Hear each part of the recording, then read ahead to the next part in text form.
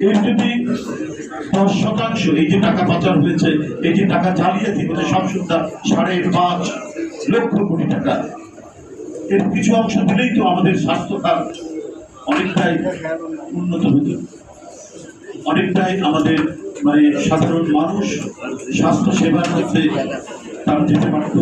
এবং যে দেশের হিউম্যান ডেভেলপমেন্ট অগ্রগতি হয় না, সেটা তো উন্নত দেশ হতে পারে না, যতই আপনি উদাহরণ দেখান, যতই মেট্রো রেল দেখান। আজকে ব্যাংকগুলোর ধ্বংসের পথে একেবারে আপনার খেলাপি ঋণের যে মাত্রা এমন বেড়েছে চিন্তা করা যায়,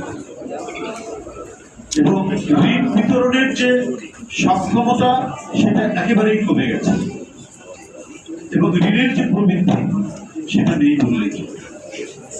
যারা লুটপাট করে দেশটাকে এই ধরনের শূন্য গহ্বর বানিয়েছে, অসীম শূন্যতার মধ্যে ব্যাংকগুলোকে নিয়ে গেছে,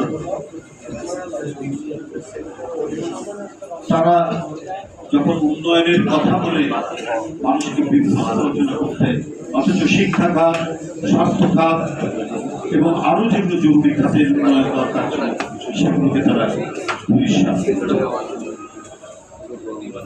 যার কারণে আপনারা দেখেছেন যে করোনার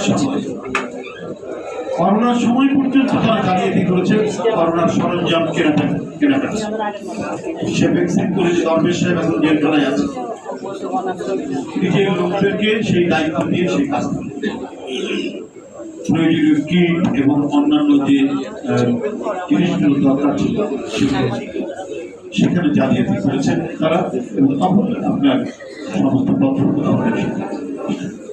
একটা লুটেরা, একটা পাচারকারী, একটা গণবিরোধী সরকার ক্ষমতায় থাকলে এই ধরনের পরিস্থিতি তৈরি হয়।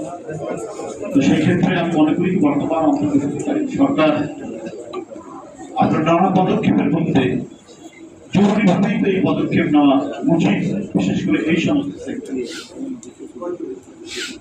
এবারও জানি না সামনের ইয়ে কিভাবে, মানে বাজেটে কিভাবে নিয়ে আসবেন, সংস্কারের নানা কথা বলা হচ্ছে, এবং স্বাস্থ্য খাতের ব্যাপারে স্বাস্থ্য খাত উন্নত করার জন্য বাজেটে যে বরাদ্দ রাখা দরকার সেটা কতটুকু বরাদ্দ হবে আমরা জানি না, সেই পরিস্থিতি কোথায় যাবে। কিন্তু সেটার যদি কিছু আলামত আমরা আগে থেকে দেখতে পারতাম, আমরা যদি দেখতাম নার্সিং সেবায় যারা রয়েছেন তাদেরকে প্রয়োজনীয়